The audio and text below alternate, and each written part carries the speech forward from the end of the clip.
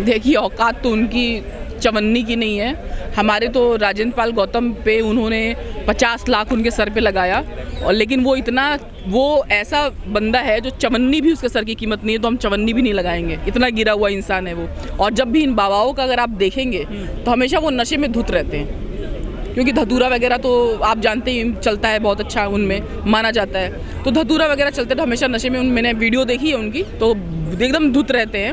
हालांकि इस पर कार्रवाई होनी चाहिए, क्योंकि जब हमारे लोग कुछ ट्वीट वगैरह करते हैं तुरंत उनको उठाया ले जाया जाता है। उसने तो बहुत बड़ा गुनाह किया। अब इसी तरह मेरे साथ में भी हुआ कि मैंने शंकराचार्य पे बोला कि वो जब बंदा था तो वो SC ST OBC के आरक्षण के खिलाफ था, महिलाओं के खिलाफ था, आप अगर सब मालूम होगा तो मैंने उसको बोला अच्छा हुआ ये इंसान पृथ्वी के मर गया, पृथ्वी का भार कम हुआ। अब उसके बाद में इतना भयानक सारी चीज़ें मेरे साथ हुई कि मेरे ऊपर कमेंट्स, चीज़ें, वो गाली, मुझे गोली मारने की धमकी, जहाँ मिले वहाँ उसको गोली मार दो, रेप करके गोली मारने की धमकी, जान से मारने की धमकी, और इसकी परवरिश वेश्यालय में हुई है, वो तमाम चीज़ें इन लोगों ने बोली। तो अब वो सब ये भी बोल रहे हैं कि मैं आपके खिलाफ कार्रवाई हम लोग करेंगे, कि आपके खिलाफ FIR होगा, वोट भी देंगे, डराए धमकाएंगे भी, और अपने लोगों को अपनी ही ताकत नहीं पता है, समझ नहीं आता। अपने लोग एक वोट की ताकत ने हम लोग को राजा बना के रखा हुआ है। क्या आम आदमी पार्टी को दलित और मुसलमानों के वोट नहीं चाहिए दिल्ली में? देखिए, उनको ये लगता है कि आपके वोट तो हम ले ही लेंगे, आपके वोट तो हम फ्री बिजली पानी करके ले ही लेंगे। आपकी औकात ही इतनी है कि फ्री बिजली पानी पे आप लोग बिक जाएंगे। वो हम क्यों नहीं लोग मांग करते कि हमको नौकरी दो, रोजगार दो, हम अपना फ्री बिजली पानी, पक्का मकान बनवा लेंगे। ये नहीं कर सकते हैं। जब से आप अगर देखेंगे 2014 से हमारी अर्थव्यवस्था कितनी गिरी है, अर्थव्यवस्था 9वें पे गई, 5वें पे आई, और 2011 में 5वें नंबर पर अर्थव्यवस्था पूरी दुनिया में भारत की आज की डेट में, ऐसा वित्त मंत्री कहती हैं। और वित्त मंत्री ऐसा कहती है, और वो तो ऐसा भी कहते ही हैं कि रुपया गिर नहीं रहा है, डॉलर ऊपर जा रहा है। बताइए, वित्त मंत्री का कोई सही नहीं मानती है भाजपा सरकार के, मोदी सरकार के?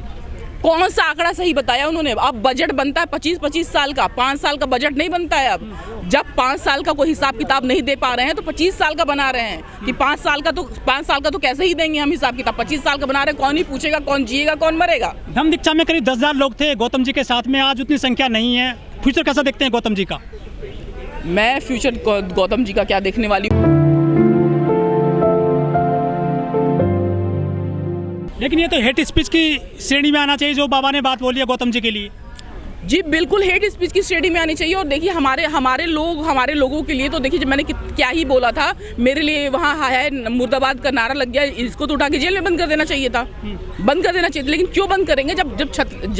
जब पॉलिटिकल सायर है सर पे, तो कैसे ही उसको बंद करेंगे? लेकिन गौतम जी खुद वकील हैं, मंत्री भी रहे हैं, फिलहाल विधायक हैं, उनकी शिकायत पे कार्रवाई नहीं हो रही है। आप देखिए, जब वही तो बात है ना कि हम लोग से ये लोग वोट लेते हैं, फिर हम लोग को ये लोग नीचा भी दिखाते हैं कि तुम लोग हमारी टिकट की वजह से जीते हो। और वोट देने वाले कितने लोग हैं? हम ही 85% तो लोग हैं वोट देने वाले। देखिए, बीजेपी भी झूठ और मक्कारी बोल करके सत्ता में आई, ये भी झूठ और मक्कारी करके सत्ता में आए। आप एक बात बता दीजिए, कांग्रेस ने और बीजेपी ने जो राज्यसभा में लोगों को भेजा, मेंबर को भेजा, वहाँ पे SC ST OBC का भी नाम गया था। उन्होंने भेजा कि नहीं भेजा, बात दूसरी बात है। हाँ, वो मतलब नाम भेजा था, लेकिन केजरीवाल ने अपने राज्यसभा में जितने लोगों को भेजा, एक भी SC ST OBC का बंदे का नाम नहीं था। ये बात है कि ये लोग बौखला गए हैं, क्योंकि देखिए, जैसे कि मैं हूँ, भाई साहब है, ये OBC दिल्ली के OBC के प्रदेश अध्यक्ष है। हम लोग जैसे बात कर रहे हैं तो हम लोगों की बात करते हैं, और हम लोग के लोग देखिए बाकी थोड़ा सा बहुत घबराए हुए रहते हैं।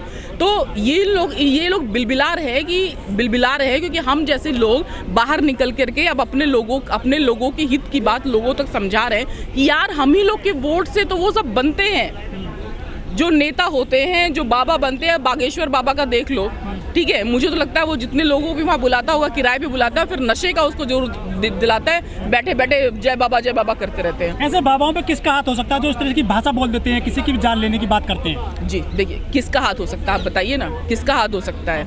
RSS है, RSS है। आप देखिए ना, RSS बोलता है कि अब आप बोल रहा है कि सब जातिवाद सब खत्म करेंगे। क्या कभी RSS आप किसी भी, चलो छोड़ो, आप किसी को मत बनाओ, ठाकुर को भी बनाया उसने, ठाकुर को भी कभी उसने बनाया, क्षत्रिय को भी कभी उसने चीफ बनाया, किसी बनियों को भी बनाया।